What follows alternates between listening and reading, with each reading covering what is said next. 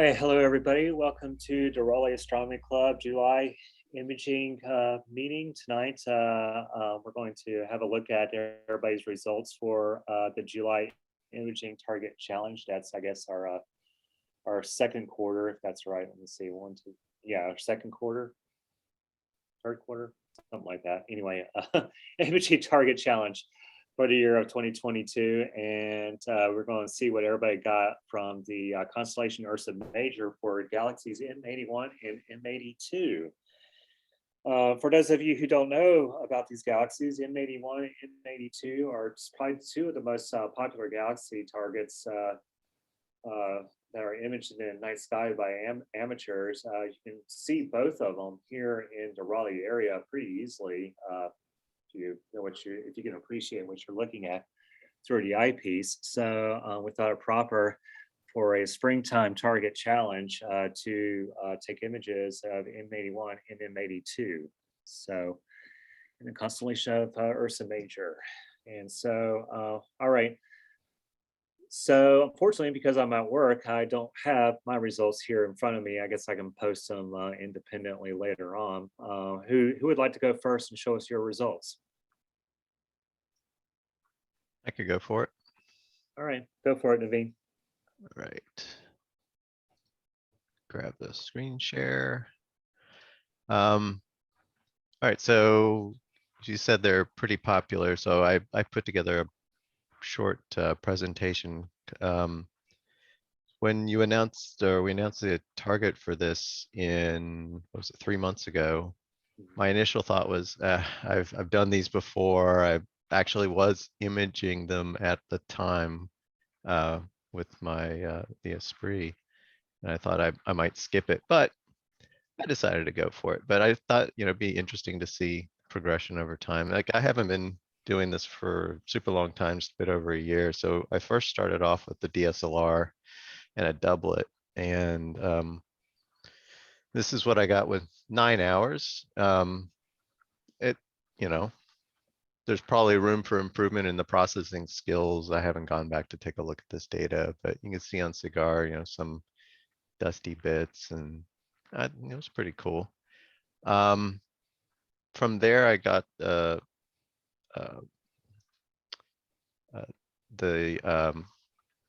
monochrome camera, the 2600 mm, and still with the doublet. And then I pumped a lot of time into it. So the previous one was like 9 hours. This is 29 hours. This one was really neat. You could see some pretty faint things like down here. I don't remember off the top of my head what that is now. It turned out pretty nice. I've moved to the triplet, the Esprit that I mentioned. It's my background right now. 16 hours total with the same monochrome camera. Captured that before the challenge, I think, was announced. So February, March, something like that. I think I just published it on Astrobin today. And then for the challenge, I had bought a Rokinon 135 back sometime mid last year. I hadn't really used it a whole lot, so I decided I wanted to give it a shot. I'd been collecting the gear to, automate all the things like focus and guiding, etc. Do control and power management, little microcomputer or mini computer and all that. So I finally got that going, and I've been having a lot of fun with it. So I thought, okay, well, with that focal length, it's not all about the galaxies. It's going to be about the dust. So I shot at f2 because why not? And got about 16 hours of RGB with the ASI 533 MC. So this is a one-shot color.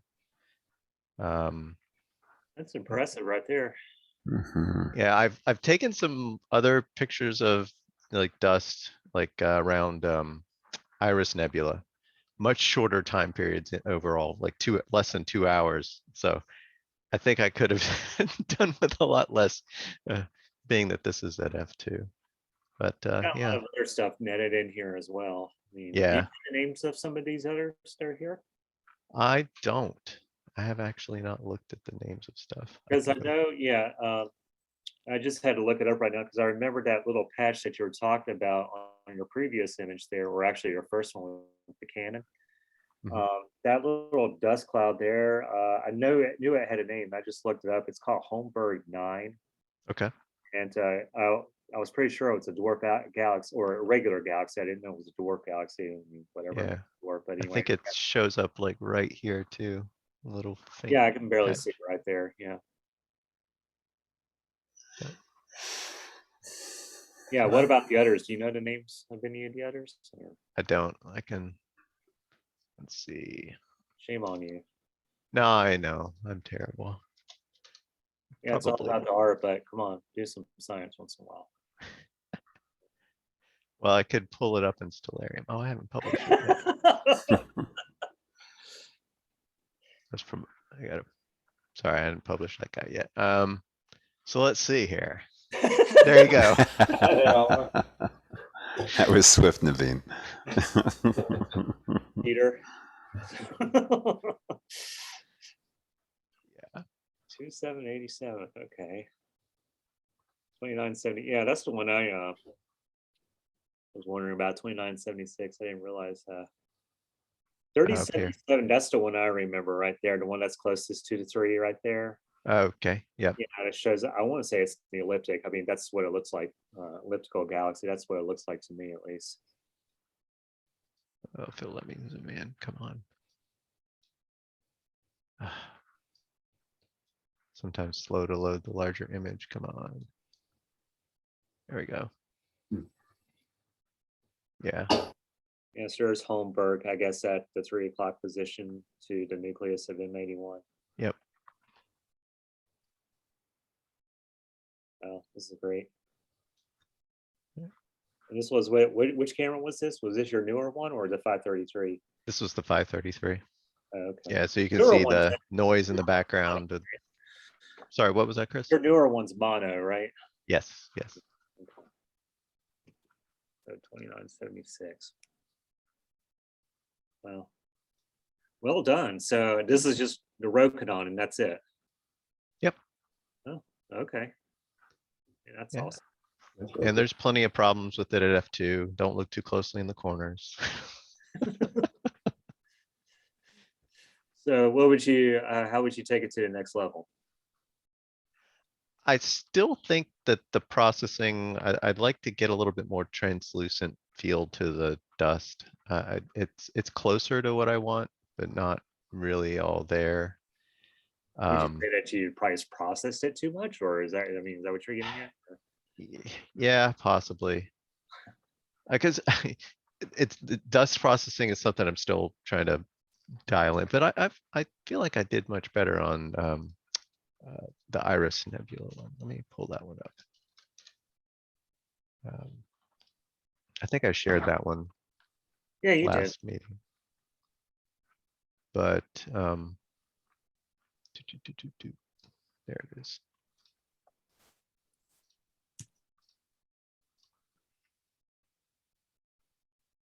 Yeah, so this one, Yeah, it's a little smoother looking.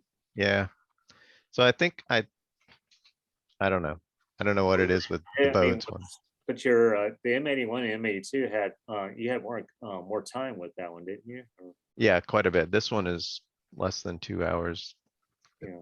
The other's almost 16. Oh, jeez. I know. I mean, Well, I mean, I'm seeing all this stuff coming from your backyard. I was like, well, you know, I can't even do that, and I'm on the outskirts of Apex. You know, I mean, so but then it only takes 20 minutes to get to my job. So I guess yeah, good with the bad or whatever. yeah. But, Naveen, these are beautiful. Did you use any kind of a filter? For these, it was a UV IR cut, Vader 2-inch, but that was it. Okay, cool. Yeah, I've not gone the light pollution filter route. I have gotten some data from somebody that had like a L Pro, the Optilong L Pro, and you can bring the colors back to something normal. So there's nothing wrong with them. I haven't felt the need to do it. My backyard's Bortle 6-ish So What's yours, Mark? My filter? No, it's the Bortle for your yard. You know, I don't know, Chris. I really don't. Because I mean, I'm looking at your, I got the ASI 294 and I've barely used it. And, it's sort of inspiration from what you'll be able to get with it. I was like, oh, okay, let me do this as a one-shot color. And, but you used a Optilong L Pro, right? As well, once in a while, right? I've got two of them. I've got an L Pro and I've got an astronomic CLS. CLS, okay, yeah. And I like the CLS better. I get some ghosting or shadowing or fringing, whatever you call it, on the L Pro, and so I don't use it as much. Okay, all right. CLS, that's a goal. Do they even make the CLS anymore, or? I think so. Oh, they do? Okay. Never have looked into it. Okay. All right, Naveen, is that it for you? Yep. Okay. Anybody else? Who would like to go next? I go next. All right, go for Jim. All right. I guess it's here. I was looking at Jupiter. Very cool. Oh, The thank you. 3D effect as you watch that over and over again. Mm-hmm. All right, so let me go back to the technical card on this one. So I had done these Galaxies the year before, and this is with the DSLR and then a Meade 70mm f5. And I had done them a year ago, spent about just a little bit over an hour, maybe an hour and a half on them, and gotten a pretty good result. And so this time I thought, well, I'm just going to sit on them for a long time. And so I did 10 hours, which for me that's really high for me. I'm sort of a 2-hour limit kind of guy. So for me to sit on a target for 10 hours is impressive. And this was also, I was learning how to use Nina. So I spent 3 nights learning how to use Nina. And I had to throw out 1/3 of the first night's data because I didn't have it settle long enough. And so every time it dithered, it was a little bit of movement artifact. So I lost a lot of frames that way, but I still had 10 hours when I was done. So I was pretty happy with that. But I didn't really get a whole lot better than the 1 hour. So I think I probably maxed out just what I can do with this DSLR. You can see a little bit of that faint wispy stuff, but it didn't really come through. And of course, without having the hydrogen alpha in there, you kind of lose a lot of the fun with the cigar galaxy of seeing all that beautiful hydrogen alpha in there.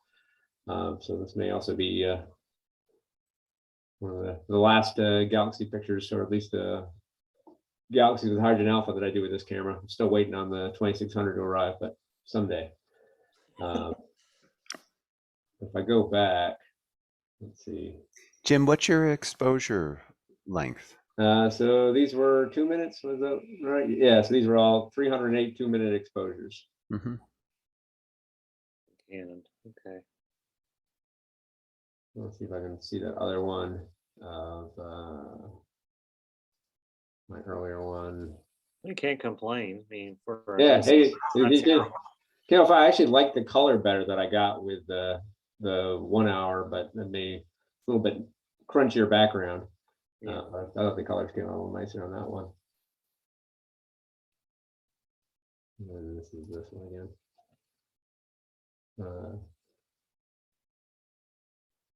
So my next thing will be to move on to astro cameras, and then a little bit longer reach with the scope. So that'll be the next thing. I thought I'd start with the cameras and then get a bigger scope later in the year. Of course, it may be December before I ever get the camera. I'm waiting 2 months so far. Jim, where did you take these from? So I've got a place up in Virginia at Smith Mountain Lake, and so there it's Bortle Force guys.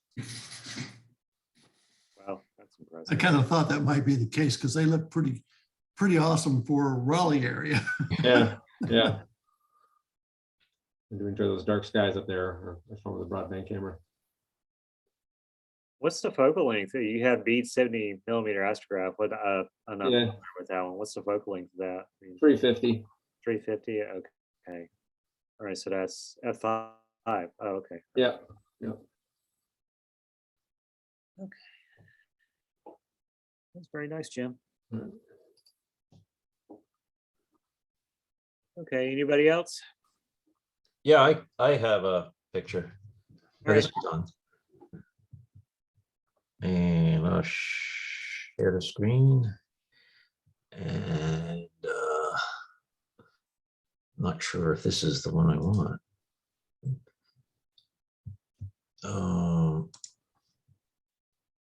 I guess this is the one. Share. Did that come up? Yes. I see. Yeah. Mhm. Okay. Yeah, I took this, most of this was taken up at the Creedmoor, the gun clubs, Sir Walter Gun Club, and sometime in my backyard. Bortle skies, the Bortle is around 5. And this was taken with my 94mm f/6.8 Brandon triplet, a older triplet, and it's a close to 640mm focal length. It represents about 5.8 hours or 116 or 115 3-minute sub exposures at a gain of 125 with the ZO 294 MC. And then I did in my backyard approximately 1.9 hours or 23 5-minute sub exposures at 180 gain with the same camera with the L enhance to pick up on the alpha, the alpha. Hydrogen alpha. Yeah, that's what I thought. It was like your M82 is like really intense there, or the hydrogen alpha Mhm. area. Yeah, and this is enlarged by approximately 1.36x. And what I did is I processed them separately, and then took the 2 images and combined them in nebulosity using a 2-star alignment at opposite parts of the sensor, and that worked. Now, if you look closely at M82, there is an artifact there. If you look in where the red is, Yeah. and it's kind of interesting. I left it there because it's anybody that's new. All sensors have some dead pixels and hot pixels. And during the exposures with the L enhance, the polar alignment kind of slipped out a little bit. So there was a little bit of polar rotation. So you can see the kind of little like a dark hash mark there, which is actually the dead pixel. It's a single dead pixel. Yes, exactly. That was just jumping around whenever. Yeah, it was kind of moving, but that's the movement versus the time, the exposure. And if you, I don't know if you can see my pointer. Mhm. Yeah, that's a green pixel. This little thing right here, it's the same size and at the same angle. Okay. So I don't know. I got lazy. I guess in GIMP I could figure out how to kind of blend that in. But yeah, so but them combined, I did a little bit of final adjustments and a little bit with Topaz AI. And yeah, I mean there's issues because I do manual focusing. I don't do auto focusing with this older scope. I kind of wreck it. I mean, it's not practical. Yeah. And I may have to go back and this early Roland Chrétien triplet is a cemented, and it's in a cell that has 3 adjustment screws. And I may have to just tweak them so there's a little less pressure, which can affect the star shape and that. And yeah, but otherwise, for what I have, it came out pretty good. Yeah, I wouldn't complain.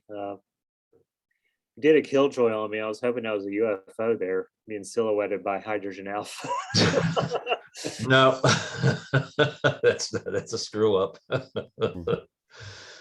No, it's okay. No, that's really, yeah, very well I can done. see that area that you were talking about, that off of whatever you call it, that dwarf galaxy or something or other down there. Oh, Yeah, it shows up a little bit. That's cool. Yeah. Yep. And there's a couple of other galaxies. I counted like 7 other galaxies in here. There's one here. yeah. Good grief. There's one here. There's one here. There's one here. There's one here, and there's a few more. There's, you know. But anyway. Yeah, that's it. Turned Yeah, out it's a- really nice, Don. it's Yeah, nice. thanks. It's Beautiful. a fun field to go poking around for little interesting things that you wouldn't notice normally. Yeah. Thanks. Thanks, Don. Okay, is there something I need to do now to get release this? Or If you move your cursor around, Yeah. there should be oh, hey, there, up top. Yeah. up top. Yeah, All right, so I should hit stop New- share. new share. No, stop share. Stop. Yeah, I'm looking for it. Where is that? Maybe I should. Oh, there it is. Yeah. Okay. Or I could just knock you off. Yeah, you could. If you want to see just a primitive view from my, then quote new 385, I will go ahead and share screen just for a moment for laughs and giggles after what we've just observed. Yeah, sure. Yeah. But what the heck? And let me figure out how to do this. Sorry, I was slow last time too.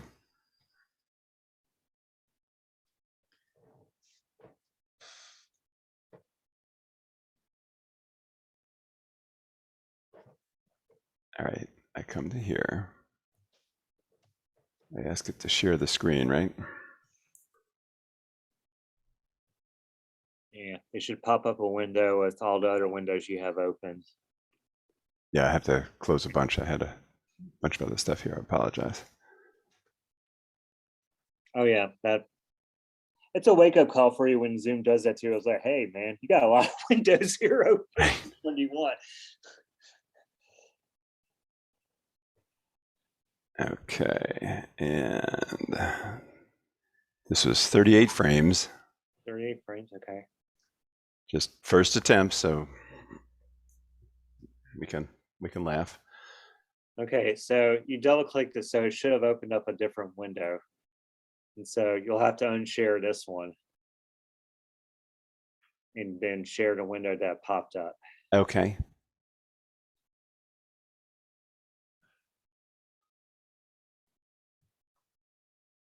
So what? Oh boy, I'm lost. Okay, so you double click the image, right, that you want us to see, right? And Right. that should be a new window that you can share that with Zoom. Okay.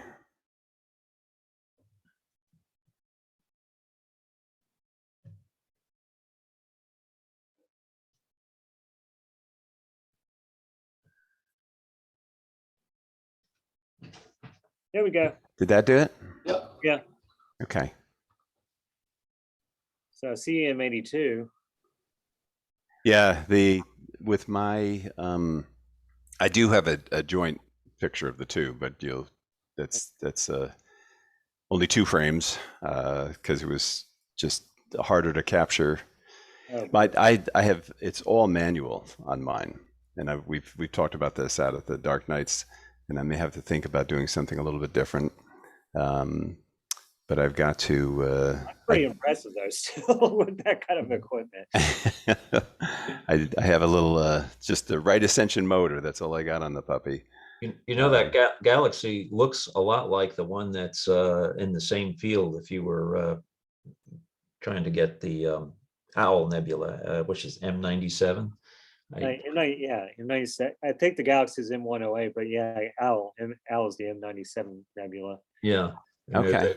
Yeah, it looks very similar at that exposure, which is kind of interesting. I mean, there's detail in it, which is nice. What kind of camera was this? This is the 385, Okay.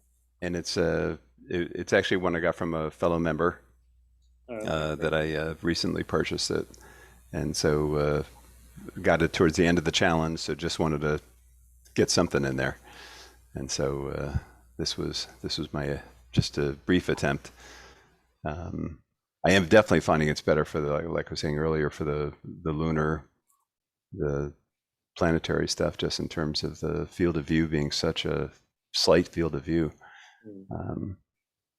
But the other thing that I've had difficulty with is trying to get, and I could talk about this at a dark night too or whatever, but if I was thinking about putting a reducer on it, just trying to see if I could expand my field of view.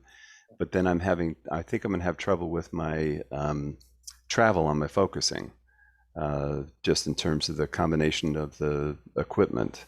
So I may have to figure out some way to do that differently. Like right now, in terms of the 385, just on its standard setting, I literally probably have 3 millimeters before it hits the scope, the OTA. You mean inward travel? As Yes, they go exactly, inward, it's like exactly. meters from going in. Okay. Yes. Okay. Yeah.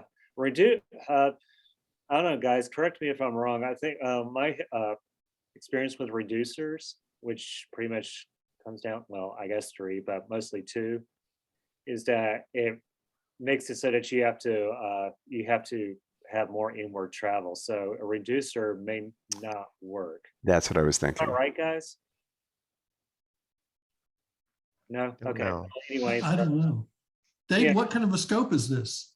It's a little 130 millimeter short tube Orion reflector. Oh, okay. So it's an f5, 650 millimeter focal length. It's got a decent parabolic mirror, so I had been doing primarily observing with it. But then as I joined the club, I started getting, trying to do a little bit of the EAA and imaging. And so a couple of members have told me they think I may have a different scope in my future if I'm going to continue down this path. So, well, I mean, if you're going to do imaging, I don't know the particulars of that scope. All I know is that, I mean, you say it's an F5, right? yes, Okay, and you said F5 130, and you said that's what is 650. 650 millimeters. Yeah.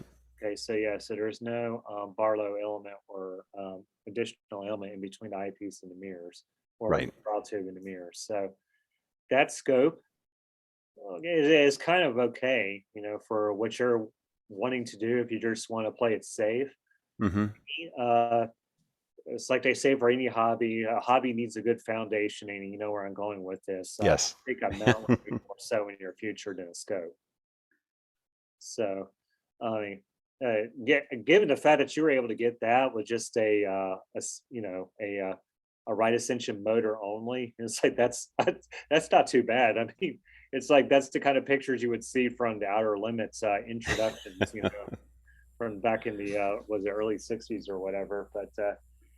But yeah, I mean that's Yes, not terrible. So I mean, it looks like you understand how the sky works and how cameras work. So you just need to be able to follow the sky better, in my opinion. I mean, just get it. And I think you hit it spot on, because it's the combination of the tracking. It's so I have no my guiding basically takes place by getting as good a polar alignment as I can get, and then just using the right ascension motor to just kind of go with it. So I'm limited in terms of my exposures. I find 30 seconds, I got that down pretty well. That's what I was asking about exposure lengths. I don't know if I could push it to the 2 minutes, or if I would just have too many footballs for stars and various other objects. So Yeah, I would look into that. I mean, because give 130, 650, and it's a reflector. I would guess your whole setup right now is like what, maybe 10 pounds. a little over that, like about 7.5 pounds, 8 pounds. Yes. Yeah. Okay. So yeah, I mean, I think you're good to get a mount with that, because just all I can say is this, whatever mount you go with, make sure it's going to be enough to satisfy whatever you plan on doing down the roads. Because if you buy a mount that's the most popular mount out there is in the 40-pound capacity. Right. So plan on having some, if you want to have a setup that's 20 pounds or lighter, and you don't see yourself hauling around more than 20 pounds worth of gear to put onto a mount, then that's perfect for you. So your mount sets your limit, pretty much is what I'm getting at. But yeah, I mean, the optics, if it is a reflector, an f5 reflector, which in my opinion I like more than f4 for, well, that's my opinion. But for 650 millimeters, and then an f5 reflector, and then all that camera gear and everything else added onto it. I mean, that's a pretty, not so bad imaging setup right there. Out of all the stuff that you just described, the only thing that I probably would fix or make better is a better mount. I don't think a scope would really need a scope in your future anytime if you're trying to Okay. stick to very light imaging and mainly sticking to observing and EAA. Because I have to ask you this, Dave. I mean, it's like Sure. you're looking through, you're using this mount, and you probably know its ins and outs. Oh, Easy. I grew up on the equatorial mounts. Yes. Yeah, so you already understand how the sky works with an equatorial mount. I mean, it was complete mystery to me. I mean, I knew kind of how it was supposed to work, but it's like, why can't I get it pointed like this? Why is my counterweight's up in the air and it's like that? So, but anyway, what I'm getting at is that what is it? Would you see yourself staying exactly where you are, just doing a little bit of imaging and the rest mostly EAA and visual? Let me ask you that question. What do you think? It's hard to know as I've gotten further into the imaging, just through you, all those kind of things. I've just my passion is just exploding with it and just enjoying it again. So and plus you see, obviously you see so much more. I've actually gone back and read the debates like between Haley and a couple folks in the 1700s about whether you should look just with your eyes or your scopes or all those kind of things. So I definitely also look into the history of it, that kind of stuff. But as far as this, I think I'm probably going to get into it more. I see. Like I said, a couple of people who have talked about at length about it. I think I may be, down the road with some kind of, the SE8 or the 9.25 or the the SCT rather, one of those. So although it seems like the triplets and the doublets are that most of you seem to be using a lot of those. Is that, well, not the Rokinon obviously with the camera, but There's a trade-off though. If you look at reflectors versus refractors. So the refractor is going to be easier to just plop on a mount and go. Collimation's not a problem. Think twice if you accidentally bump it a little bit. So, but they weigh a ton more. Like the Esprit that I've been shooting with, like with all the gear on it, is 30 something pounds. wow. And the first time I used to have a Newtonian years and years ago, so I miss it. Actually, I don't have it anymore. Yeah, the first time I took that scope out to put it on the mount, I've got 4 steps down from my back porch. I'm like, oh my God, am I gonna make it? It's so just so big. Well, here's the other thing you got to look at too, Dave. I'm sure there's things out there that you have your setup that you want to visually look at, but don't know if you actually have the scope centered upon it correctly, because you've only can go but so far with the mount that you have without having to play with it, without having to adjust it over and over and over again until you're sure that the field of view of the object you're looking for is what you're looking at. You are talking exactly what happens to me each evening, because I know you know, as you said, I know the sky pretty well. I understand the, you know, all the axes and those kind of things that are involved. But literally having to make minor adjustments after minor adjustments to plate solving, you know, as I sort of zero in, I can, you know, do so well with just the small finder scope first. But with that tight field of view, somebody described it to me as, you know, like looking at the stars through a straw or the sky through a straw, you know, as you're trying to sort of zero in on it. That's where for a while I was thinking about the 5.3 as an option. So, and the 294 though is also a pretty tight field of view. Yes.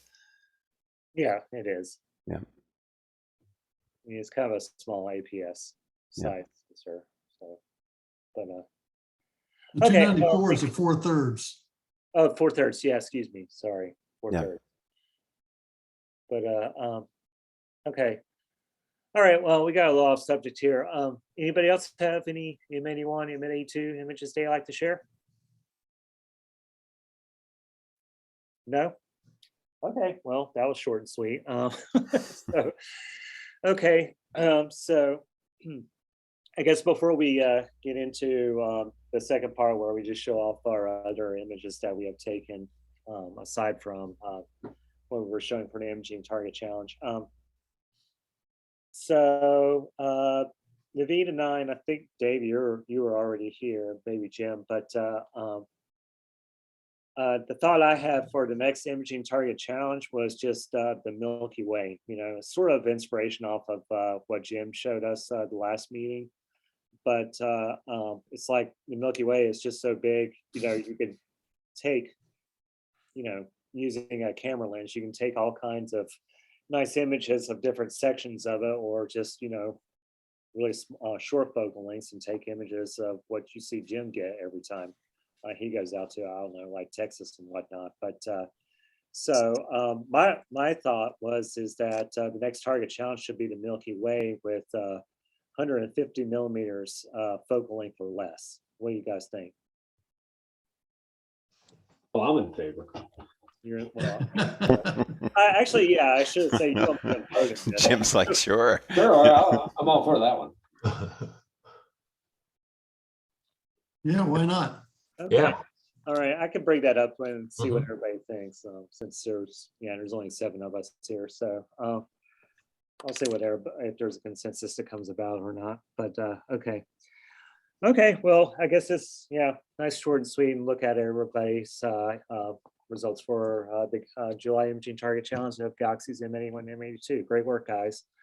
So okay, let's go on to the next part where we show off our images that we've taken since last time. Who's got? Well, actually, why don't you talk about your Iris Nebula some more, Naveen? Sure. Let me pull it up. I was gonna bring it up again so I can show other images too. Yeah, what do you, so let's see, let's go back to the card. So this one, I got an hour and 45 minutes, again, in my backyard, single night. This is probably the last night I was really able to get out and take any data, thanks to the weather we've had lately. I've imaged this before with the same camera, but with the doublet. And I think I sat on it for 5 nights in a row with no moon, effectively, you know, all broadband. I really like how this one turned out, though. I don't know what I did differently with the dust processing in this versus the Bodes one, but I just really like how it turned out. And the presentation for next month is going to be on dust processing. I'll probably be using this one as like a reference of, you know, different steps that I was doing. So I have to save the project and make sure I have that so I can create a presentation. Hey, can you mouse over that again, actually, Thing. just to see all the little so NGC 6951 in the lower right. Okay. That's a galaxy, right? That's not just like a double star I'm seeing there, is it? Or Yeah, that's a galaxy. oh, Little spiral. Bart spiral, I think, maybe. All right. Very nice. Yeah, and there's, I think I had to crop, there was something else down the bottom left I cropped out. And then this little guy up here, which I don't know what that is. Yeah. Oh, it is a Little reflection nebula up there, maybe? Yeah. BDB 141. okay. Very good. Yeah. What's that thing supposed to be outlining up there? That the cyan colored. Whatever constellation it's in. I don't Oh, know. okay. All right. That's the border. All right. Yeah. This is the Pix Insight Is plate this solving is thing. this Cepheus? Is that where this is? Or I Uh, can't remember which constellation this one was in. Oh, Yeah, it is. Cepheus on the left, yeah. Okay. Yeah, but- Naveen, this is Don. You got a good lens. This is at f2, so Well, it looks like it's a good one. Am I right or wrong? so I've only used the 533 MC on it. There are problems, like there's definitely some tilt, and I don't know if it's the camera itself or something in how I'm connecting it. I haven't been able to get the tilt to go out, but it hasn't been bad enough. This one, I think most of the problem is, I think in this orientation was the bottom of the frame, which got cropped out mostly from this, because most of the dust stops like along this line here, Mhm. and it just looked really unbalanced, so I just chopped it off. You got to remember the sensor on that is it's square, and you can tell that you kind of cropped it a little bit to make it look. Yeah, it's a Okay. square, it's the 1 inch. Mm. Actually, this is I'm showing, so Veil Nebula, this is one I did. Actually, let's go back to. Don't particularly like the processing on this, and you can see here some of there's something wonky with the balance. Oh, let me turn off plate solving. Or trying to see if the stars look kind of rough in this one. They don't seem too bad. Oh, this is sorry, this is narrowband. So this I shot at f4. I haven't tried a narrowband with the L Extreme at f2. So that's probably part of why that one seemed okay. I'm trying to find something bad. What'd you say? I was gonna say, when I shoot with my Canon lenses, I get a lot of diffraction spikes from the aperture. I don't see any diffraction spikes. Does this have just a smooth aperture? Are they just smooth? I just don't get any diffractions. Well, I can pull up the row Ophiuchi, and there's like there's definitely some artifacts from that. But yeah, if you look here, Don, this is the bottom left of the frame. Mhm. These stars are a little bit stretched, and if I go to the right, they get a little pancakey. I mean, I'm my worst critic, so Yeah. but again, like when you look at the whole thing, I'm like, whatever, it's good enough. I'd say so. Mhm. So that was obviously Eagle, Nebula, and Omega. You sure that's not the Swan Nebula? Or the Horseshoe Nebula? Or the, I'm just kidding. I'm just giving you crap. So. You getting me to doubt myself here, Chris. All right, let's see. So Veil. You want the pasta or the noodles? Yeah.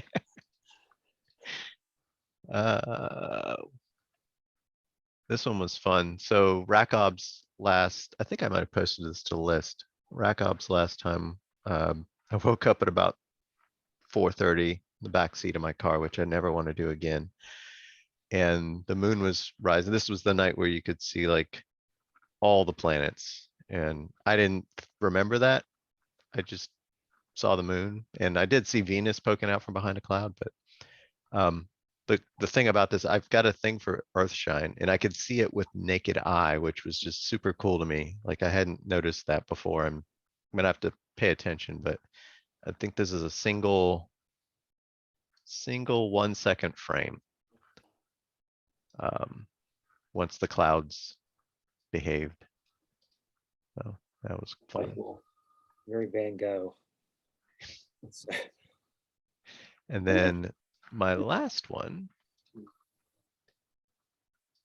This one I've been sitting on for months and finally finished processing. This is an LHA RGB of Pinwheel. And I hadn't tried combining luminance and enhancing hydrogen alpha in a galaxy at the same time before. And I took a little bit of trial and error to the tune of I put it down for 2 months because I was kind of irritated with it. But finally got it to a point where I liked both the hydrogen alpha, how it popped, and then the spiral arms were a problem with combining the luminance for the galaxy, which I hadn't done before. And I like accidentally like clipping too much around where the arms were and making it look terrible in previous versions. So I really like how that came out. So can you tell us a little bit more about how you did the hydrogen alpha processing on this one and how you mixed it in? yeah, the hydrogen alpha. So I use PixInsight, and there's line emission integration script under Okay. utility. It's pretty simple to use. You just have your color image that you want to combine narrowband data into, and you pick your narrowband image to add, and then tweak the amount that it adds it. This one I dropped down, I think the default's like 0.8, which I guess is like 80%. I dropped this to 0.7 after a bunch of trial and error, and my 10-year-old sitting here and giving me critiques on what he liked, which was great. But I think it does a really good job for this kind of thing where it's just pulling out the really bright bits to do enhancements in a galaxy. I had used, what's it called? NB RGB combination, so narrowband RGB combination in PixInsight for this kind of stuff before. And I tried it for this one. Just didn't like the results. But that's another option. I've heard other people taking the HA and just making it the red channel, or you could probably do some math to combine red with the HA. And Well, that's sort of what I'm doing with, actually it was the last imaging target challenge, the Orion Nebula. Was that the last one? Yeah, Orion Nebula, where all my color stuff was terrible with the exception of just the core, the brightest parts of the Horsehead flame and the actual Orion Nebula. So because what I had done was I just did a huge section of the belt and the sword is what I did. And of course the hydrogen alpha looks great, but the orientation of everything, the constellation Orion just goes right over the light dome of a housing development next to us. So what I've been doing is, yeah, basically I've been keeping, setting a threshold for the color data that I get out of well, my color data for Orion, and anything that's above a certain threshold, I toss it out and I replace it with the hydrogen alpha as red channel. And it started working. I need to play with it more, but it started looking, fairly good actually. So, because the stars, they kept their colors because, well, their stars are always going to be bright. Doesn't matter what kind of light pollution you're under. So, but yeah, it's a good point because it does work, and looks like I'm getting that with that wide field of Orion. Sorry, I just had to say that. So. no, it's a good point. Playing around with some math to figure out how to get things to combine in ways that makes a nice representation of the object you want it's frustrating, but can be very rewarding. One of the other frustrating things was when you combine the hydrogen alpha to the color image, I would have in the past just extracted the luminance and used that to do LRGB combination and when I go nonlinear. For this one, I had actually taken real luminance. And so that was the first frustrating step is like, how do I make a composite luminance that has contributions from the actual luminance and the hydrogen alpha so I don't lose the pop in the red. So I ended up taking the max. I stretched it. I think I stretched it. Stretched both of them and then took the max from the luminance and max from hydrogen alpha, and that seemed to work for the luminance I then applied. To make a luminance, a separate luminance, you took the max from both. And then Yeah. combined it. Gotcha. Yeah. So lots of new challenges with figuring this one out. The one other thing I wanted to share, which I hope shows up here. So I was playing around with custom catalogs in PixInsight. And they have a catalog for quasars, and they didn't have a catalog for, like, I noticed there were a lot of little tiny galaxies in the field. So I took time to figure out how to create a custom catalog for this field and for the galaxies, and then use the data from the annotations from PixInsight for the quasars. So all the green pluses are little galaxies in the background. All the purples are quasars, and every single one of them has something in the crosshair. Like there's an object there you can see if you zoom in, which I don't think it's in gonna other let words, me. you just didn't plate saw where something should be. It's actually you were able to image and pick up something. Yeah, I actually, in PixInsight, when you generate an annotated image, you can have it just generate the annotations. So I put it into Affinity Photo as a layer and like zoomed in and removed stuff where there was nothing actually in the image. Oh my So God, it's taking forever. it took me a long time, but it's 177 tiny galaxies, 144 quasars. Wow. Did you figure out what the most distant object you image was? No, I'm gonna have to do that. I don't know how I'm gonna do that. That's a cool question. Yeah, but once I started looking at it, I couldn't stop. I just had to be like, I want to see them all. It was a fun project. Okay, very good. Anybody else? I've got one I can share. Go for it, Jim.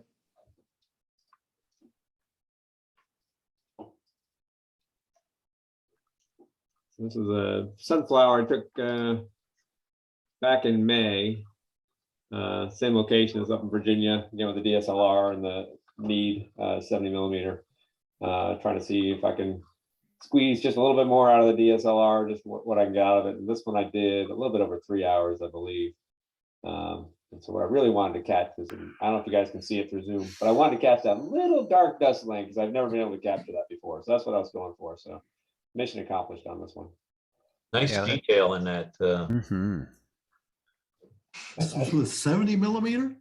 Yeah, that's No, amazing. it's 70 millimeter aperture, 350 millimeter reach on it. It's impressive. That's fantastic. Yeah, that's cropped quite a bit, and there's still Yeah. Looks good. Yeah, it's not like almost pixel scale there. Like if I do like full resolution, doesn't get much bigger. Jim, what is that dust lane? Do you know? That's cool. It's a dust lane in the sunflower. It's on them. Oh, it's part of that galaxy. Yeah, it's part of like the between galaxy. us? There's a little dark band through the galaxy. Huh. Neat. What would you like to do next? Get a bigger scope and a better camera and try it again. Good. That's the answer I want to hear.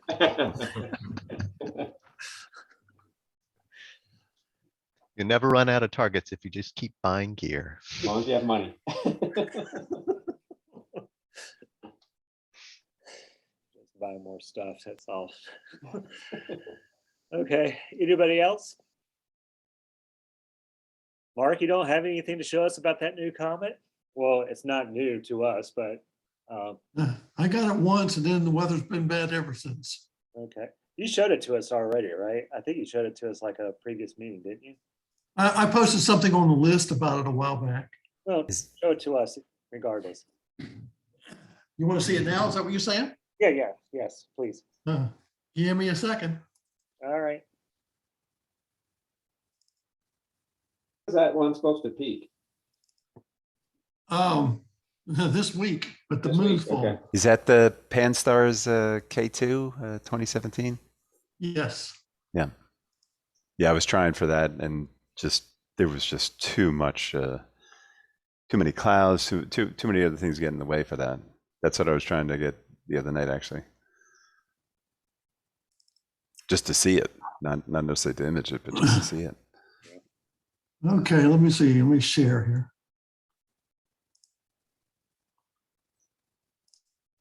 You know, I'm wondering if that comment were as close to us as like what was the name of that one?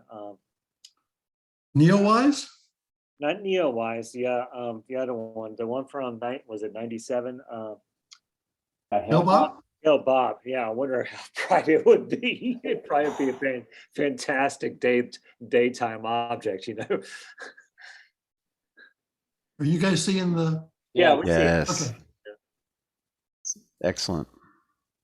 I have processed things so many times that it's ridiculous. But I never could get a good picture where I separated the stars out and then combined the comet back in.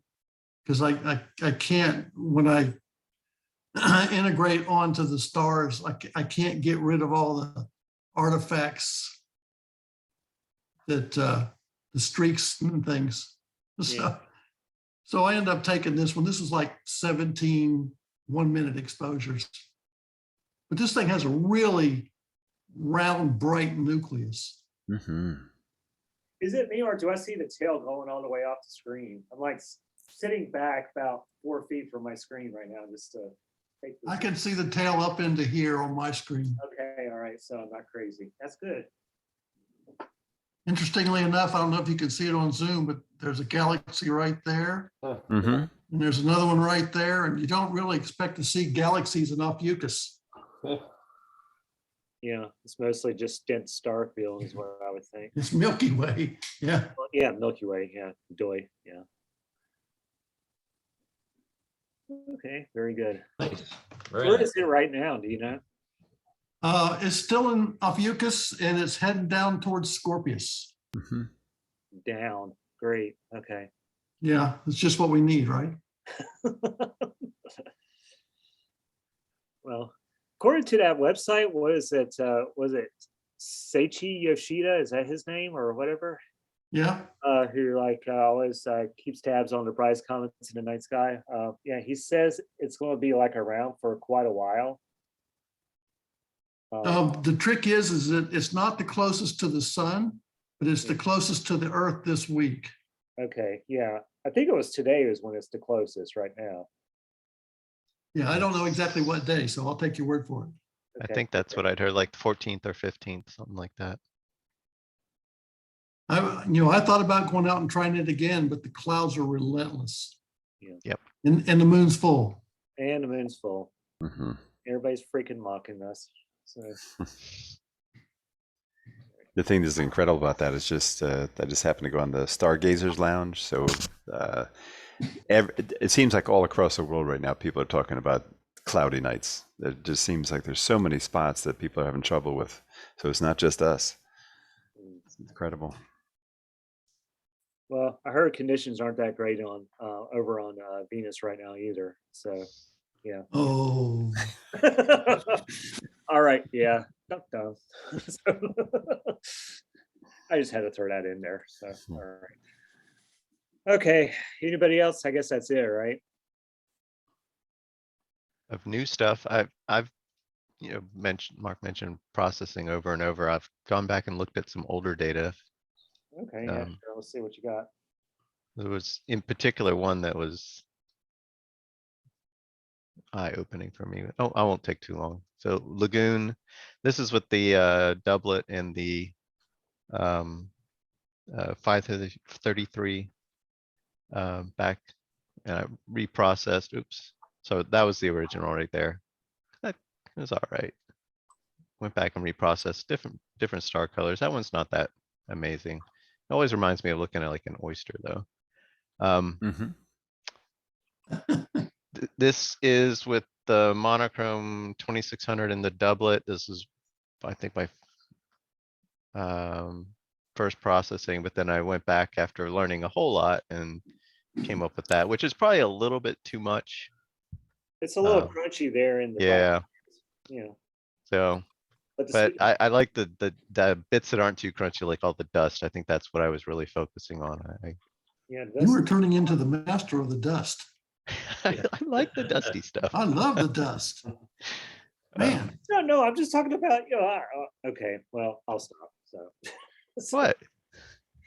No, there's nothing You wrong guys with, have used the term crunchy a couple times tonight. okay, When you mean, well. when you say crunchy, are you talking about just the too crisp, or what do you mean by Yeah. crunchy? That over sharpened. Over Okay, sharpened, yeah. okay, thank you. Yeah, sorry about that. That's Yeah, all right.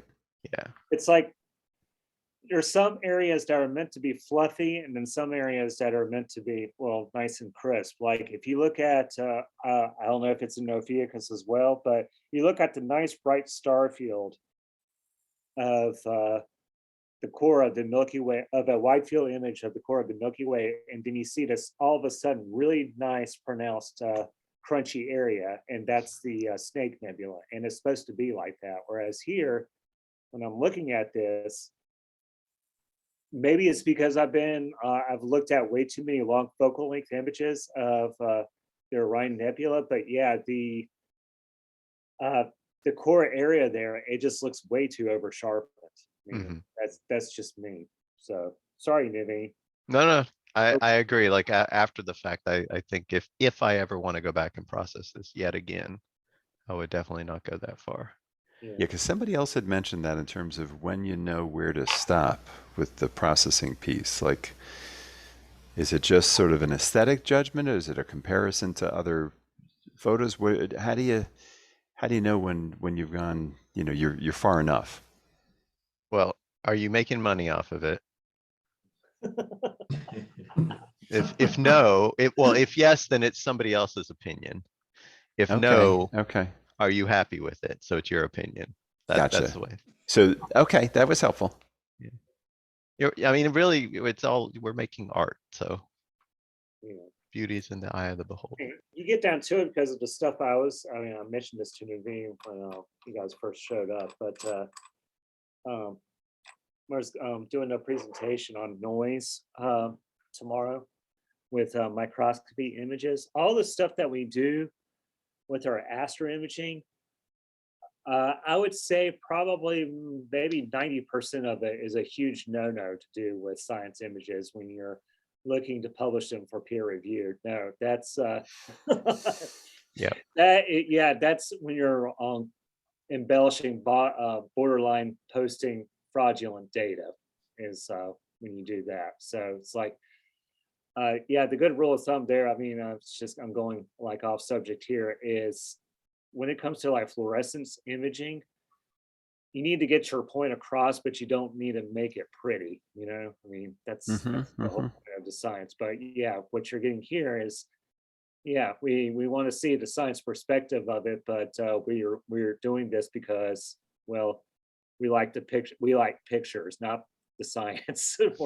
We like the art of it more so than the science that it can reveal, you know? I mean, so, Yeah. but yeah. Well, I beg to differ, because I think you all capture both. Okay. Because I get lost in the images that you all create, and just it is not just art. So just if that makes you feel good about it, whatever. But I think it's both. So is my sense of it. Moving on, just a couple more. This was this is what North America Nebula before and after. Wow. Yeah, the differences in some of the next ones are just crazy to me. Saying this is a Pelican. reprocess? the before Yeah, and same after? exact Okay. data, same exact masters in most of these too. So the point with that is like a lot of it comes from just what you do with it after the fact. Pelican, that one was a big difference. This one was what got me looking at comparisons. So I was really happy with this one, Triangulum Galaxy. But then I went back after many, many months, half a year or more of learning better ways to do things and came up with that. So, Oh, Go back to the other one, the before. Okay, go forward. Okay, yeah. Never mind. I don't know what I'm talking about. Are you restacking or are you just starting off with a non-stretched image and reprocessing? this one I think was the same master light, so just the same base unstretched image. I noticed that there's I don't see a lot of red H alpha. Is that Yeah, just color? Yeah, this is just RGB. This was not any hydrogen Okay. alpha. Yeah. So, anywho. So keep your masters. Absolutely. No, Naveen, I saw something in your photo of that one right there, that looked a lot like, who was it that showed the pinwheel or the sunflower galaxy a little while ago? Yeah, that's fine. You know, there's the same dark kind of structure in your photo that was in that one, in the one previously, the sunflower, that is kind of like a straightish dark Okay. structure there that kind of blocks off some of the light, and it's not symmetrical up in Yeah, the top. Yeah. Like this stretch right Yeah. there. Mhm. See how the Yeah. brightness up above that just drops way off? Yeah, that's interesting. Hadn't noticed that. More pronounced in this one. Yeah. Mhm. It's a cool picture. Neat. Yeah, it is. Yeah. Thanks.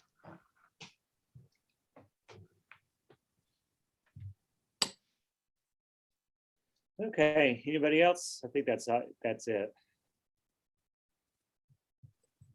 Okay, well, thanks for everybody sharing their results with the Imaging Target Challenge, and I guess we'll see you guys in August. And Naveen, you're on the hot seat for that. So we look forward to seeing more. What is it? IFN, interstellar flux nebulosity, and how you can tease it out for us. So, all right, I guess we'll call it a night, and we'll see you next month. So long, care, everyone. everybody. Good Yeah. night. Yeah, good night. Take care.